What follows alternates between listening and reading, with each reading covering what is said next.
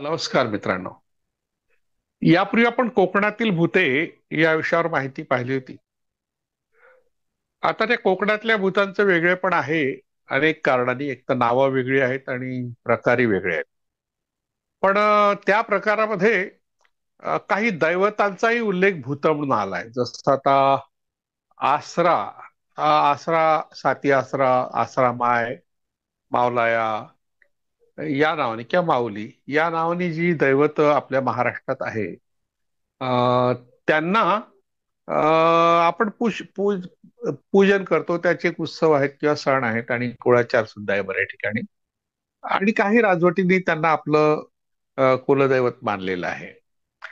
अशा परिस्थितीमध्ये कोकणातल्या लोकांनी मात्र आसरा हे भूत मानलंय. म्हसोबा हा महाराष्ट्रात फार प्रसिद्ध दैवत आहे. स्वतंत्रपणे त्याची पूजा केली जाते आणि साती आसरांच्या बाजूला जो एक दगड असतो किंवा खडा असतो तो म्हसोबाचा असतो असं आपण मानतो. तसंच जखीण नावाची जी एक मातृदेवता आहे, तिला डाकीण किंवा डाकिनी या नावाने ओळखलं जातं. तर तेही मात्र कोकणामध्ये भूत म्हणून बदनाम झालेली आहे. तिच्याबद्दलची भीती त्या ठिकाणी कायम आहे. म्हणून आपण त्या जखीण बद्दल माहिती या ठिकाणी पहिल्यांदा पाहूया. पुढच्या भागामध्ये आपण आसरा नावाचं भूत कसं आहे, म्हसोबा नावाचं भूत कसं आहे, किंवा सटवीवर आपण यापूर्वी माहिती पाहिली. म्हणजे सटवी एक भूत म्हणूनही कोकणामध्ये प्रसिद्ध आहे. तशीच जखीण हे एक त्या ठिकाणी भूत जिची भीती आहे. जखीण शब्दाचा एक अर्थ खजिना असा सुद्धा आहे.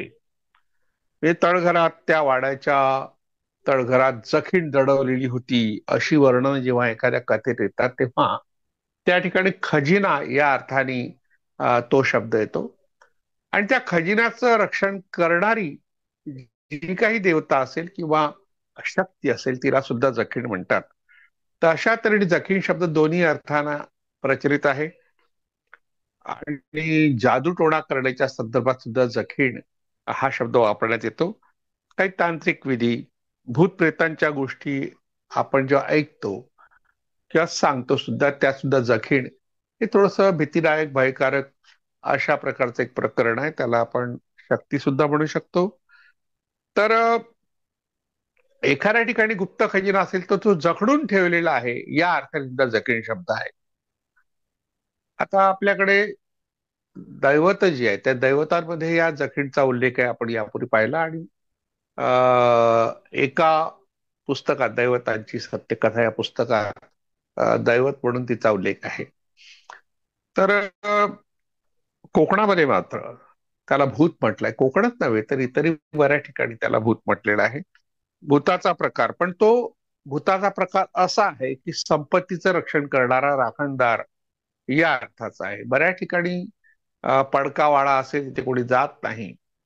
तर अशा अंधाऱ्या खोलीत किंवा अंधाऱ्या ठिकाणी नाग किंवा साप असा असतो, तर लोकांना असं वाटतं की तो साप जो आहे तो तिथल्या खजिन्याचं रक्षण करतो, गुप्त खजिन्याचं रक्षण करतो. आणि त्या खजिन्याला खुश करण्याकरता काही मांत्रिकांना बोलवण्यात येतं. अशी एक समजूत आहे की तो खजिना जेव्हा येतो तेव्हा कुणाला तरी जीव घेतो, म्हणून त्याला थांबवण्याकरता किंवा शमवण्याकरता मांत्रिक काहीतरी विधी करतो. अशा काही समजुती खजिन्याबद्दलच्या आहे. त्या खजिन्याचं रक्षण करणारं भूत किंवा दागिने आहेत, ते जागच्या जागी ठेवण्याकरता केलेली शक्ती, त्यालाही जखीण म्हणतात. आणि हा एक प्रकारचा आत्मा आहे असं कोकणी माणसं मानतात. आणि त्या आत्म्याला आपल्याला खुश करता येतं. तो कुठे असतो? तळघरात असतो, झाडाखाली असतो, वाड्यात असतो किंवा मंदिराजवळ असतो. अशाही समजुती या कोकणात आहेत आणि इतरही ठिकाणी. प्रामुख्याने कोकणात आणि कर्नाटकात हा जो परिसर आहे तो देवरायांचा प्रदेश आहे. आणि देवरायांमध्ये गर्द राई, वनराई असते. कोणी तिथे जात नाही, जायची भीती असते. आणि जाऊ नये असे संकेत आहेत. त्याही ठिकाणी बरेचदा असे आत्मे असतात. तर त्याला मुक्त करण्याकरता काही तांत्रिक विधी काही लोक करतात.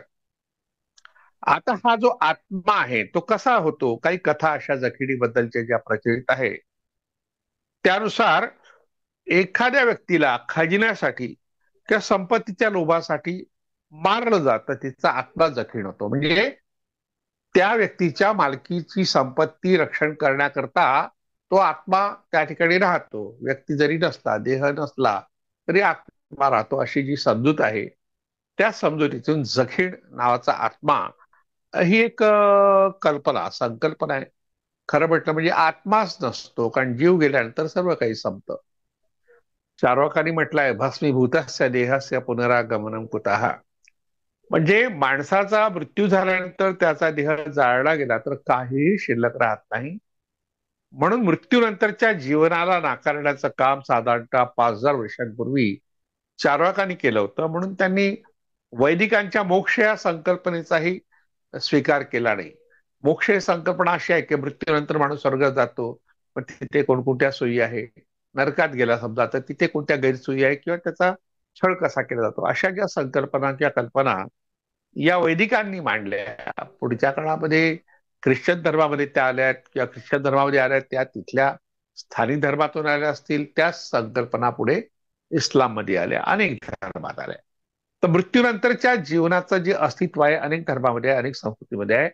पण चार्वाकांनी हे 5,000 वर्षापूर्वी नाकारलं होतं.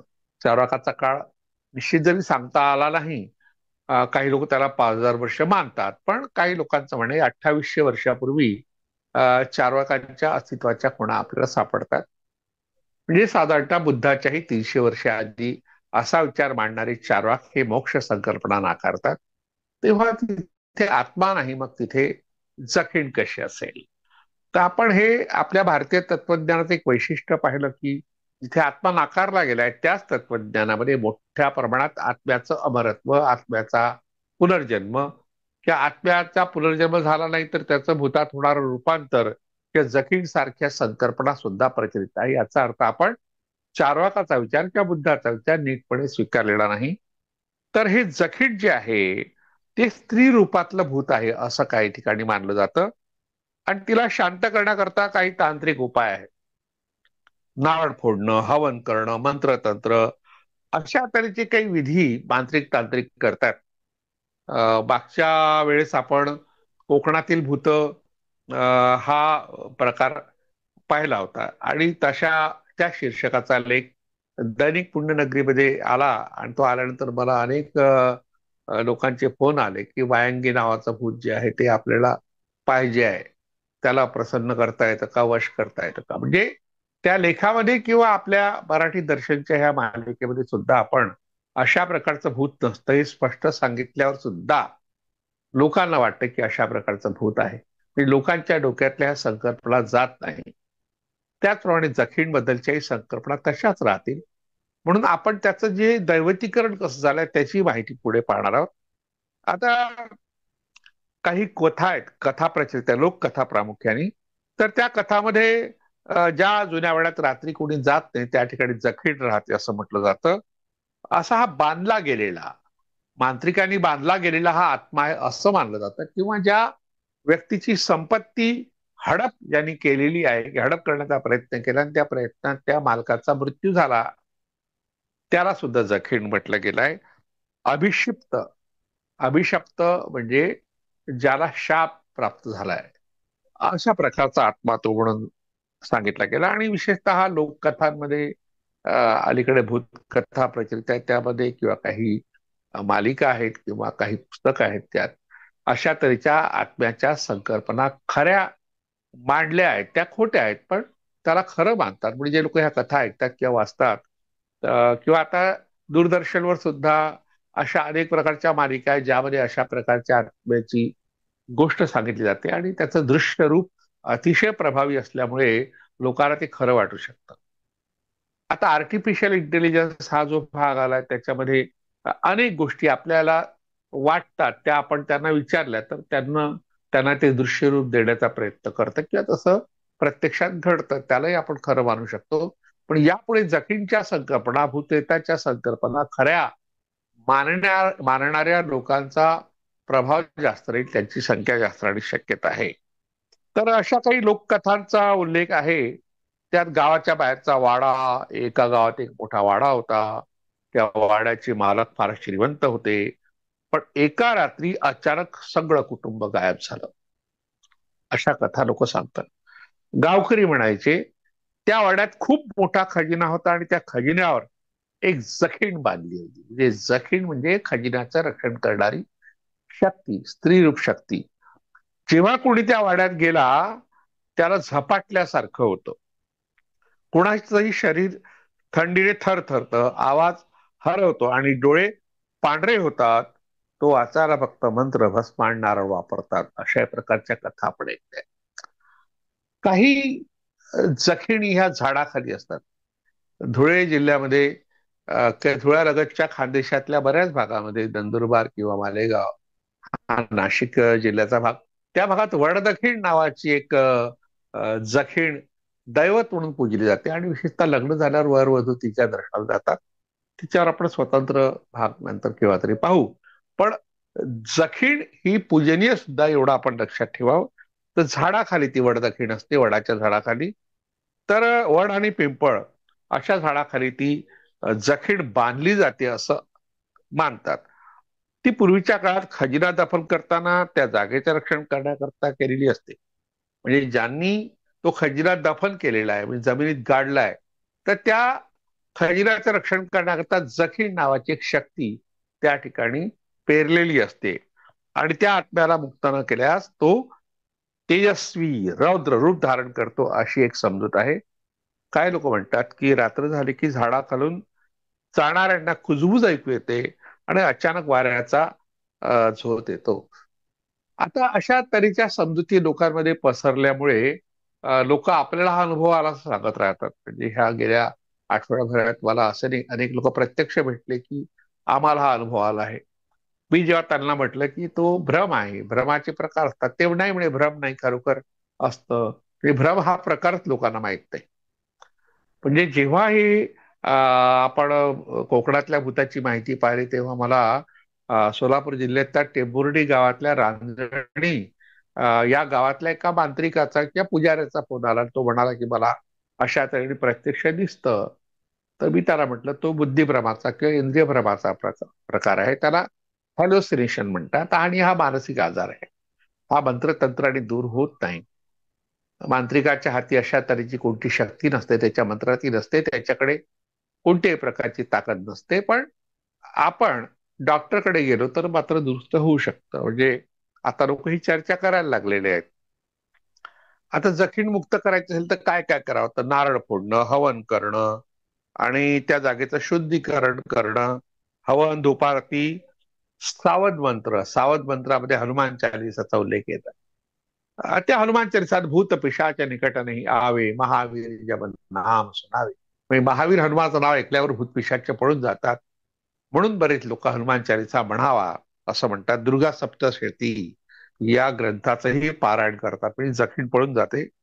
काही तांत्रिक त्या ठिकाणी मंत्रांनी भारलेले लिंबू धागे, काळे धागे किंवा राख ठेवतो. अनेक वेळा जखीणीच्या किंवा जखीण हा पुरुष सुद्धा मानलाय, तर त्याच्याशी संवाद साधून त्याला मुक्त करण्याचा प्रयत्न करतात. काही लोक देवीचं पूजन करतात. काली, चामुंडा किंवा तुळजाभवानीच्या मंदिरात अशा तऱ्हेची विशेष पूजा केली जाते. देवीच्या कृपेने जखीण शांत होते, अशी एक श्रद्धा आहे. आता ह्या सगळ्या श्रद्धा आहे आपण म्हणतो, पण जर ती भीती दाखवते किंवा तिच्या भीतीमुळे आपलं नुकसान होत असेल तर ती अंधश्रद्धाच आहे. पण जखीण जेव्हा पूजनीय ठरते तेव्हा मात्र ती श्रद्धा होते. तसं कराड हे जे गाव आहे सातारा जिल्ह्यातल्या, त्या गावामध्ये 5-6 किलोमीटरच्या अंतरावर जखीणवाडी नावाचं गाव आहे आणि त्या गावामध्ये जखीणची मूर्ती आहे. 7-8 वर्षापूर्वी त्या गावात मुद्दाम गेलो होतो, कारण मी भारतीय संस्कृती कोशात जखीणवाडी या गावाची माहिती पाहिली होती. आणि मग आगाशिवाच्या लेण्याही मला पाहायच्या होत्या, कारण आगाशिवाच्या लेण्याच्या पायथ्याशी हे गाव आहे. आगाशिवाच्या लेण्या आगाशिवाचा डोंगर जो आहे त्यात कोरलेला आहे आणि त्याला आगाशिव म्हणजे महादेव, आगा आणि शिव, आणि ते बौद्ध लेण्या आहेत. पण त्याच्या पायथ्याशी जखीणवाडी नावाचं गाव आहे. तिथल्या लोकांना मी विचारलं की जखीणची मूर्ती कुठे आहे, तर त्यांनी जंगलामध्ये ठिकाण दाखवलं की जिथे ती मूर्ती सापडली त्यांना. पण ती आता एका मंदिरात स्थापन केलेली आहे जखीणवाडीमध्ये. सपाट दगड आहे, त्यावर काहीतरी रेषा कोरलेल्या आहेत, त्या स्पष्ट दिसत नाही. त्या एकतर पुसल्या गेल्या असाव्यात तर कोणीतरी मुद्दाम पुसल्या असाव्यात. तर जखिणीची मूर्ती आहे, मंदिर आहे, पूजा होते, पण जखीची भीती सुद्धा त्या गावातल्या लोकांना आहे. आणि त्यामुळे तिथल्या लोकांना लग्न करताना अडचणी येतात. म्हणजे कोणी मुली देत नाही किंवा तिथल्या मुलींशी लग्न बाहेरचे लोक करत नाही. पण त्या लोकांनी जखीणवाडी ह्या गावाचं नावच बदलून टाकायचं आता ठरवलेलं आहे. म्हणजे अशा तऱ्हेने दैवतीकरणही झालेलं आहे. दुसरीकडे भीती सुद्धा आहे, कारण हा सगळा परिसर कोकणाला लागून आहे. कोकणात जखीण हे दैवत म्हणून नाही, तर जखीण हे भूत म्हणून प्रस्थापित झालाय. पण दैवतांची सत्यकथा हे जे पुस्तक आहे अलीकडे 2022 मध्ये प्रकाशित झालं, 22-23 मध्ये, त्याच्यामध्ये जखीणीचं एक दैवतीकरण असलेलं रूप आहे, डाकीण नावाचं, त्यावर एक लेख आहे. आणि हा लेख साधारणतः 2005 मध्ये असत्याची सत्यकथा नावाची एक लेखमाला ज्ञानेश महाराज संपादक असताना आपल्या साप्ताहिक चित्रलेखामध्ये प्रकाशित झाली होती. त्यात पहिल्यांदा प्रकाशित झाला. आणि नंतर मग भारतीय मातृदेवता या पुस्तकात सुद्धा तो लेख आलेला आहे. आणि तो लेख जो जिथून घेतला आहे तिथे मातृपूजन विश्वभजन नावाची एक लेखमाला साप्ताहिक चित्रलेखामध्ये 2009 ते 2011 पण चालली, त्यातही आला. तर आपण आता या ठिकाणी असत्याची सत्यकथा, आपल्या दैवतांची सत्यकथा या पुस्तकातला डाकीचा जो भाग आहे, तर त्याबद्दल थोडस माहिती पाहू. म्हणजे आपल्याला तिला कोणत्या रूपात आज पाहिलं जातं. ते सुरुवातीला या लेखामध्ये डाकिणीची जी प्रथा आहे, आपल्याकडे धुळे नंदुरबार हे जे आदिवासी जिल्हे आहेत त्यामध्ये आहे, तिथे स्त्रियांचं शोषण करण्यात येतं, त्यांना मारण्यात येतं, बरेचदा जिवंत जाळण्यात येतं, अनेक स्त्रियांचे मृत्यू झालेले आहेत. पण या लेखाच्या प्रारंभी बिहार मधल्या एका घटनेचा उल्लेख केलाय. डाकीण कशी असते. आपण जखीण बद्दल पाहिलं. सखीण हा शब्द जख्ख या शब्दापासून तयार झाला आणि जख्ख या शब्दापासून यक्ष किंवा यक्ष हा शब्द तयार झाला. यक्ष हा शब्द पूजा करणाऱ्या लोकांसाठी संस्कृतमध्ये वापरला गेला, पण जख्ख शब्दाचा अर्थ ज्ञानी असा होतो आणि डाकीण या शब्दाचा अर्थ ज्ञानवान स्त्री असा होतो. पण वर्षानुवर्षे आपल्या बऱ्याच जखिणीची काही डाकिणीची जी भीती आहे घालण्यात आली आहे, त्यामुळे डाकीण या देवतेचं रूपांतर भूतपिशाच या श्रेणीत केलं गेलं. तिला हिंदीमध्ये डायन म्हणतात. आजही डायन शब्द हा भीतीदायक आहे. म्हणजे स्त्री नावाचा एक सिनेमा अलीकडे आला 2 भागात, त्यामध्ये ती जी स्त्री आहे ती डायन दाखवलेली आहे. तर तिचं रूप कसं असतं, मोठाले डोळे, त्याची बाहेर आलेली बुबुळ, विस्फारलेले केस आणि फेंदारलेले नाक, दातांचे टोकदार सुळे आणि अणकुचीदार वाढलेली लांब नख, अशी काळाकुट्ट चेहरा असलेली डाकीण झाडावर राहते व झाडाखाली गेलेल्या लहान मुलांना खाऊन टाकते. अशा प्रकारची समजूत खेड्यापाड्यातल्या लोकांमध्ये अजूनही आहे. जनमानसात भय, अद्भुत आणि कुतूहलामुळे ठाण मांडून बसलेली ही जी डाकीण आहे, ती तिरस्काराचा विषय झालेली आहे. आईचं म्हणणं न ऐकणाऱ्या मुलांना घाबरण्याकरता काही लोक डाकिणीची भीती दाखवतात. ती जादूटोणा करून लोकांना मारते, अशी एक समजूत आहे. त्यामुळे वर्षानुवर्षे अनामिक भयगंड, त्या भयगंडाचं वलय हे लोकांच्या मनात तयार झालंय. या ठिकाणी डायन हा शब्द मी वापरला होता. तर डायन ठरून एखाद्या स्त्रीला मारणे, जाळणे, नष्ट करणे किंवा छळणे हा जो प्रकार आहे, तर तशी एक घटना 2005 मध्ये घडली होती. झारखंड हा जो हे राज्य आहे बिहारचं, आता राज्य तयार झालं वेगळं, तर त्या राज्यात अशा अनेक स्त्रियांना डाकीण म्हणून मारलं गेलंय. तर तिथे 400 पेक्षा अधिक महिलांना डायन ठरून मारून टाकण्यात आलेला आहे. तिथे डायन उत्पीडन विरोधी कायदा तयार केला आणि तो कायदा केल्यावर सुद्धा अनेक महिलांच्या हत्या झाल्या. जसं आपल्या महाराष्ट्रामध्ये अंधश्रद्धा निर्मूलन कायदा आहे, तरी अंधश्रद्धांच्या नावाने लोकांची फसवणूक चालू आहे, लोक फसायला तयार आहेत. अगदी तोच प्रकार तिथे डायन उत्पीडन विरोधी कायदा तयार झाला, तरी स्त्रियांना अमानुष यातना दिल्या गेल्या आणि जिवंत प्रेतासारखं काही लोक जगतायत. म्हणजे त्यांच्यावर बहिष्कार टाकला गेलाय, त्यांच्याशी कोणी संपर्क ठेवायचा नाही, संबंध ठेवायचा नाही, त्यांचं अस्तित्वच नाकारण्यात आलं. अशा अनेक स्त्रिया त्या ठिकाणी आहेत. प्रशांत किरण नावाचे एक लेखक होते, त्यांनी सहारा समय या त्यांच्या दैनिकात लिहिलेल्या लेखामध्ये छुटणी महतो या महिलेची कर्मकहाणी सांगितली आहे. 17 डिसेंबर 2005 या दिवशी हा लेख प्रसिद्ध झाला. तिथे एक गोष्ट सांगितली की शेजारच्या बालकाचा न्यूमोनियाने मृत्यू झाला, पण गावातील काही लोकांनी छुटणीने जादूटोणा केल्यामुळे त्याला मरण आलं असा आरोप करून छुटणीला नांगराला बांधून जोतलं आणि नंतर तिला जीवानिशी मारण्यात आलं. म्हणजे अलीकडली घटना आहे, साधारणतः 20 वर्षापूर्वीची गोष्ट आहे. तर गावातल्या मांत्रिकांनी अशा तऱ्हेने अनेक निरपराध स्त्रियांना डायन ठरवल्यामुळे त्या स्त्रियांवर बहिष्कार टाकण्यात येतो. साधा बहिष्कार नाही, जाहीरपणे त्यांची विटंबना करण्यात येते. गावातील प्रस्थापित लोक दुर्बल, असहाय आणि प्रामुख्याने विधवा महिलांना अशा तऱ्हेचे डायन ठरून त्यांना त्रास देतात. शारीरिक छळ सुद्धा करतात, लैंगिक छळही करतात. तिला विवस्त्र करून गावभर फिरवणं, मनुष्याची विष्ठा खाऊ घालणं व सर्वांनी मिळून तिच्यावर पाशवी अत्याचार करणं, तर स्त्रियांना भोगण्याकरता अशा तऱ्हेने डायन या प्रथेचा वापर होतो. तर अशा बाबी आता सामान्य झाल्या आहेत असं झारखंडचे लोक मानतात. लैंगिक शोषणाच्या दृष्टीने अशा 95% महिलांचे हुंडा, जमिनीचे तंटे याही कारणांनी तिथे डायट ठरवलं जातं. या कारस्थाना बहुतेक ठिकाणी घरातल्या स्त्रिया, घरातले लोक कारणीभूत असतात, तसंच नातेवाईक सुद्धा सहभागी असतात. या वस्तुस्थितीची जाण असणारे फलैक या स्वयंसेवी संस्थेचे संचालक अजय कुमार काय म्हणतात पाहू. या प्रकारच्या अधिकांश घटनांची माहिती पोलिसांना नसते, ते असं म्हणतात. तसेच काहींना कौटुंबिक कलह ठरून त्यांची नोंदही घेतली जात नाही. लोकांच्या अंधश्रद्धांचा फायदा घेऊन मांत्रिक लोक आपल्या सामाजिक प्रतिष्ठेसाठी कुणाही असहाय महिलेला डायन ठरवून टाकतात. समाजातील तथाकथित प्रतिष्ठित लोक महिलांचे लैंगिक शोषण करण्याकरता त्यांना तसं करायला लावतात. या संस्थेची एक सदस्य पूनम टोप्पो ही डायन ठरवलेली अशीच अत्याचार पीडित परिवारातील आहे. तिने डायन या कुप्रथेच्या निर्मूलनाचा वसा घेतलाय. ती म्हणते, डायन घोषित स्त्रीला ज्या व्यथावेदनेला सामोरे जावं लागतं त्याची जाण केवळ त्या स्त्रीलाच असते. डायन घोषित महिलेच्या परिवाराचं भवितव्य धोक्यात असतं. संपत्ती हडपण्याकरता एखाद्या महिलेला डायन बनवण्यात येतं. खातुना या 70 वर्षाच्या महिलेच्या मते ती एक जिवंत कबर आहे. म्हणजे ती जिवंत आहे पण तिला अस्तित्व नाही. 25 डिसेंबर 1996 रोजी कपासी गावातील तिच्या घरात आसपासचे लोक घुसले आणि तिला व तिच्या मुलीला जोरजोराने मारू लागले. तुम्ही डायन आहात, तुम्हाला कापून टाकू, अशा धमक्याही त्यांनी दिल्या. या मागं कारण होतं ते समोरील घरातील एका एक महिन्याच्या बालिकेला ताप आला होता.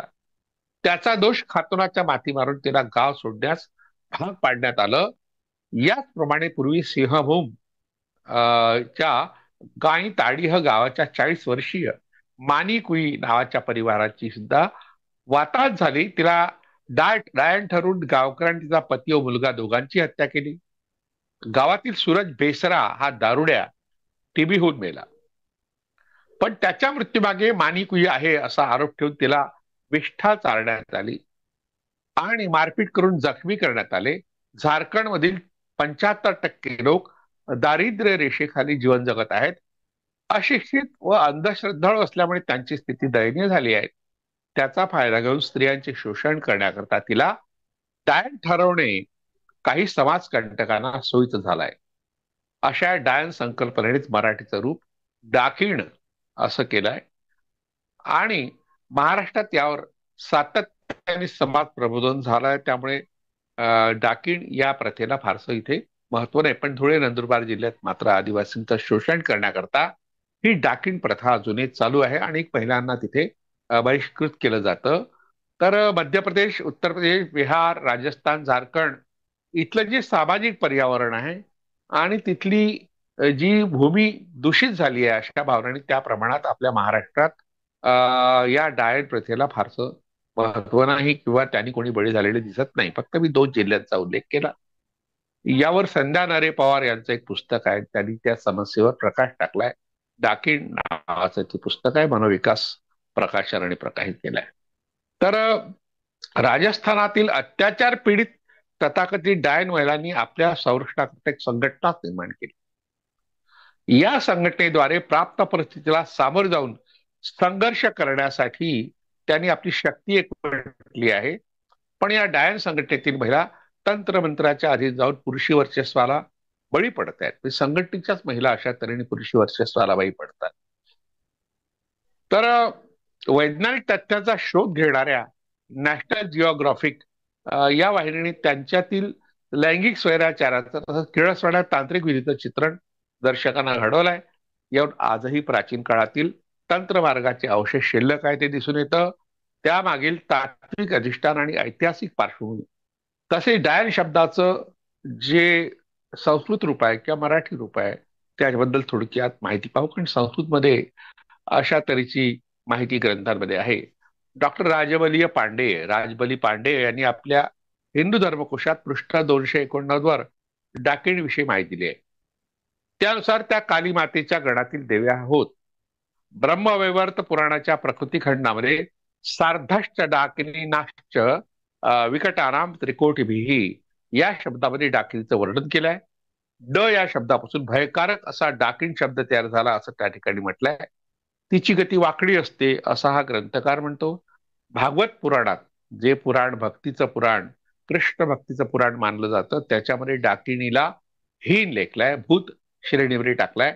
डाकिन्यो यातुधानस्य कुष्पांडा एर्भकग्रहा भूत प्रेत पिशाचाश्च यक्षरक्षो विनायकः कोटरा रेवती ज्येष्ठा पूतना मातृकादयः उन्मादा ह्यस्पमारा देह प्राणेंद्रिय स्वप्नदृष्टा महोत्पाता वृद्ध बाल गृहाष्टे सर्व नश्यंतु ते विष्णू नाम ग्रहण भीरवहा. आता हा जो भाग आलाय विष्णूचं महत्व सांगण्याकरता, म्हणजे जे काही रोग होतात ते अशा तऱ्हेच्या अनेक शक्तीमुळे, ज्या शक्ती ह्या वाईट शक्ती आहेत त्यात विनायकाचाही उल्लेख आहे, म्हणजे गणपतीचाही उल्लेख आहे.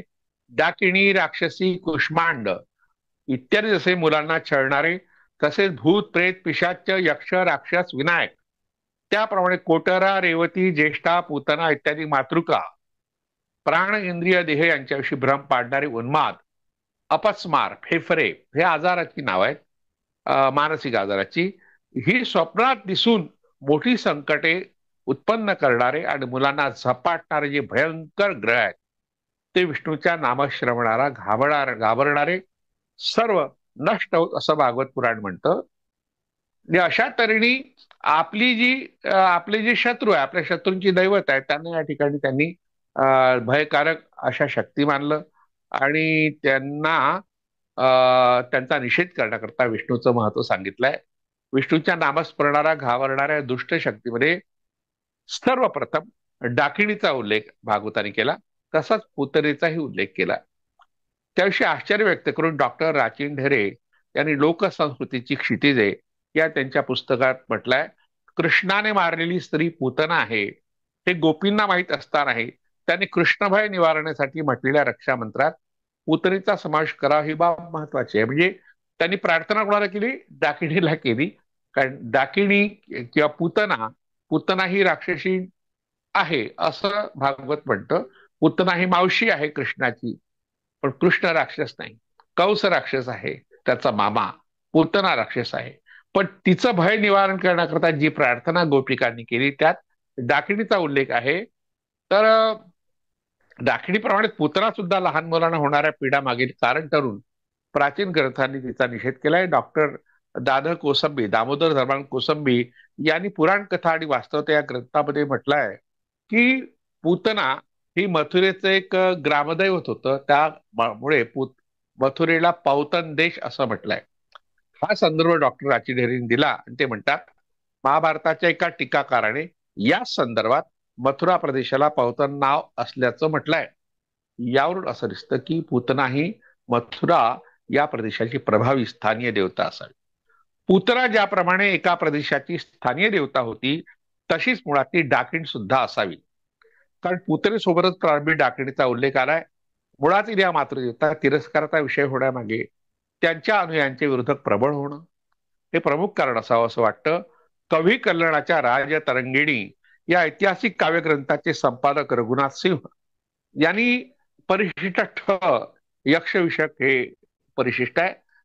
त्या टिपणात त्यांनी म्हटलं आहे की वाराणसी क्षेत्र में नगर से 10 मील दूर जखिनी ग्राम ज्याप्रमाणे आपल्या कराडजवळ जखीणवाडी आहे त्याप्रमाणे वाराणसी म्हणजे काशी किंवा बनारस ज्याला म्हणतो तिथून 10 मैल म्हणजे साधारणतः 18 ते 20 किलोमीटर अंतरावर जखीनी ग्राम है।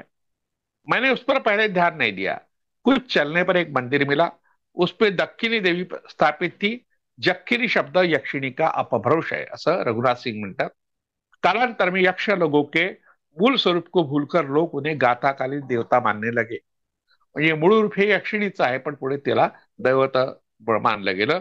या अवतरणावरून डाकिणी या शब्दावरून दखिण शब्द बनला असून जखिणी किंवा यक्षिणीचे ते एक रूप आहे असं स्पष्ट होतं। यावरून यक्षिणीलाच पूर्वी आणि आताही डाकिण म्हटले जात आहे असा निष्कर्ष निघतो, म्हणून यक्षिणीचे मूळ शोधणं आवश्यक आहे। त्या दृष्टीने भाषावैज्ञानिक पुरावे, व्युत्पत्तीशास्त्र, पुरातात्विक आधार तसेच काही ग्रांथिक संदर्भ या ठिकाणी पाहायला हरकत नाही।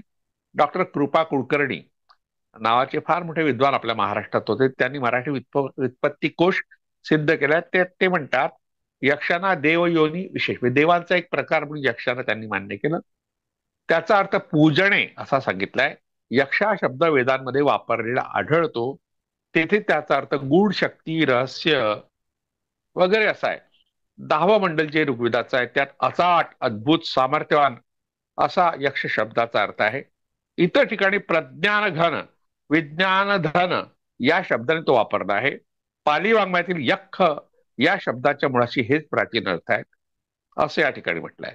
याच व्युत्पत्ती कोशामध्ये जख्ख हा संस्कृत यक्षाचा समानार्थी शब्द असल्याचे सुचून संस्कृत मधील जीर्ण शब्दाशी त्याचा काही संबंध नाही। म्हणजे जीर्ण हा शब्द जो आहे जुना झालेला किंवा आता फाटणार आहे या अर्थात संबंधित, इथे ज्ञान हा अर्थ आहे। तर सुंदर, देवयानी, देवयोनी असा अर्थ असून सध्या मराठीत म्हातारा, विद्रूप असे जे अर्थ आहे जक्क शब्दाचे ते चुकीचे असं ते म्हणतात। जर्जर, खप्पड, तर हे अर्थ या शब्दाचे मूळ द्रविडी भाषांमधून आलेले आहेत। त्याच्याहून त्याचं मूळ सुद्धा द्रविड भाषा शोधलं पाहिजे असं कृपा कुलकर्णी म्हणतात। जखीण शब्दाचा यक्ष स्त्री, यक्षाची स्त्री बायको किंवा पिशाचिका ए फिमेल गोबलिन असा अर्थ या ठिकाणी दिलाय। दक्षिण या शब्दाची उत्पत्ती देताना सुद्धा हिंदीमधील दक्षिण हे रूपे डाकिणशी जवळीक साधणारी आहेत असं त्यांनी त्या ठिकाणी सुचवलंय। खानदेशात वडदखिण जिचा उल्लेख आपण यापूर्वी केला ही ग्रामदेवता आहे। वडाखाली किंवा वडाखाली वडावरील यक्षिण असा त्याचा अर्थ होतो। डॉक्टर ढेरे यांनी सकाम गुड साधनेच्या क्षेत्रात प्रसिद्ध असलेली वटयक्षिणी ही वटवृक्ष निवासिनीच आहे असं लोकसंस्कृतीची क्षितिज या त्यांच्या ग्रंथात म्हटलंय। आता यक्ष कोण होते आपण यापूर्वी पाहिलेलं आहे की यक्ष हे भारतातले मूल निवासी होते, ते सर्वगुण संपन्न होते, कलावंत होते म्हणून त्यांना विद्याधर म्हटलंय। त्या विद्याधराच्या श्रेणीत अप्सरा यांचाही उल्लेख येतो। तर त्यांच्याबद्दल थोडी विकृत माहिती वैदिक ग्रंथामध्ये आहे। तर ते वास्तविक भारतातल्या एका मूल निवासी जमातीचं नाव आहे। त्यांचा उल्लेख गंधर्व आणि किन्नरासोबत नेहमी येतो। यक्ष रक्षांसी असा उल्लेख राक्षसांसोबत सुद्धा येतो। त्यांच्या उत्पत्तीविषयी ज्या कथा प्राचीन साहित्यात येतात त्यावरून वैदिकांचा त्यांच्याकडे पाहण्याचा दूषित दृष्टिकोन दिसतो। उदाहरणार्थ ब्रह्मदेवाच्या शंकेमधून यक्षांची उत्पत्ती झाली अशा प्रकारचा एक उल्लेख काही ठिकाणी येतो। कश्यप किंवा व विश्वा यांच्यापासून त्यांचा जन्म झाला। यक्ष हे प्रचेत्याचे पुत्र होत। प्रजापतीने जल आणि प्राणी निर्माण केले म्हणजे तसेच यक्ष निर्माण केले। जन्मताच ते तालभूक म्हणून ओरडू लागले। ब्रह्मदेवाला वाटले की आता आपण निर्मिलेल्या प्राणी ते खातील। म्हणून ब्रह्मदेव म्हणाला की रक्षध्वम, रक्षण करा। मात्र त्यांच्यापैकी काही जणांनी रक्ष धातूचा रोधणे, रोखणे, अवरोध करणे, बलात्कारणे, बळकावणे, जबरदस्तीने बलात्कार म्हणजे हा धातू ठीक आहे असं म्हटलं आणि ते राक्षस झाले। काही लोक म्हणाले यक्षामह, आम्ही खाऊन टाकू, ते झाले यक्ष। अशा तऱ्हेच्या चुकीच्या व्युत्पत्ती बदनाम करणाऱ्या या वैदिक ग्रंथात येतात। पंडित महादेव शास्त्री जोशी यांनी भारतीय संस्कृती कोशाच्या 7व्या खंडामध्ये म्हटलं आहे। यक्षाविषयी माहिती देऊन ते म्हणतात अर्वाचीन भाषा शास्त्रज्ञ असे म्हणू लागले आहे की यक्ष हा शब्द मूळ संस्कृत असून ते कोणत्या तरी निषाद भाषेतला म्हणजे द्रविड भाषेतल्या शब्दाचं संस्कृतीकरण असावं। यक्षांना निरनिराळ्या लोकभाषेत यक्ष, जक्ख, जाक, यक यस्क असंही म्हणतात. यक्षाबद्दल महाभारतात जी माहिती आली आहे ती अशी आहे, विरूपाक्षम. विरूपाक्ष हे महादेवाचं एक विशेषण आहे. विरूपाक्षम, आपण दक्षिण भारतात गेलो तर तिथे हम्पीला विरूपाक्ष मंदिर आहे. विरूपाक्षम महाकायम यक्षम ताल समुच्छ्रयम जलनार्क प्रतिकाक्षम मदृश्यम पर्वतोम, असं म्हणजे बटबटीत डोळ्यांचा, आडमाप देहाचा, ताडमाड उंचीचा, अग्नी किंवा सूर्य यांच्यासारखा, अजिंक्य आणि पर्वतासारखा तो यक्ष होता, असं महाभारतात म्हटलंय. ब्रह्मविवर्त पुराणात त्याचं वर्णन आहे. आजब मूर्यक्षणिकराः कुबेर वर किंकराः शरद प्रस्तराकारा अंजनाकार मूर्तयः. अशा तऱ्हेने यक्षांची माहिती आहे. आपण यक्षावर स्वतंत्रपणे माहिती पाहूया. आता या ठिकाणी जे डाकीण आले आहे तिलाच पुढे बौद्ध धर्मामध्ये हारिती म्हणून स्वीकारलं गेलं आणि हारिती हीच डाकीण आहे. तिला स्वीकारण्यात, ती एक तंत्र धर्मातली देवता आहे मुळात. आणि तिचा जो उल्लेख वज्रयान संप्रदायात येतो तो असा आहे, खिरी जल पवन होता शन सुंड डायणी देवी सुणहू पंचमू तत्तु कहू जोण जाणे केवी. हे डाकिणी देवी, पृथ्वी जल वायू अग्नी व शून्य ही पाच तत्वे कोण जाणत नाही, त्यांचे रहस्य मी सांगतो. अशा तऱ्हेने वज्रयान तंत्र संप्रदायामध्ये डाकिणीचा एक देवता म्हणून उल्लेख झाला. आणि तिबेट किंवा जवळच्या आपला नेपाळ किंवा चीन किंवा जपान सारख्या किंवा श्रीलंका, थायलंड, ब्रह्मदेश या सगळ्या बौद्ध राष्ट्रामध्ये सुद्धा डाकिनी ही एक मातृदेवता म्हणून पूजली जाते. डाक हा जो शब्द आहे नेपाळमध्ये ग अर्धा आणि त्याला डा आणि क, डाक या शब्दाहून तयार झाला. डाक म्हणजे ज्ञान आणि डाकिनी म्हणजे ज्ञानवान स्त्री. एकीकडे तिला ज्ञानवान स्त्री म्हणूनही मानायचं, दुसरीकडे तिला हिन लेखायचं. पण हिन लेखणारा जो वर्ग आहे तो वैदिकांचा आहे आणि तिला पूजनीय ठरवणारा जो वर्ग आहे तो अवैदिकांचा आहे. अर्थात वैदिकांच्या विरोधातलं एवढं आपण लक्षात घेऊ. आपण हारितीचा उल्लेख या ठिकाणी ओझरता केला. तिच्याबद्दलची माहिती आपण पुढल्या भागात ज्योती आणि हारिती या भागात पाहू. इथे आपण थोडं थांबायला हरकत नाही, कारण एवढी माहिती पुरेशी आहे असं मला वाटतं. धन्यवाद.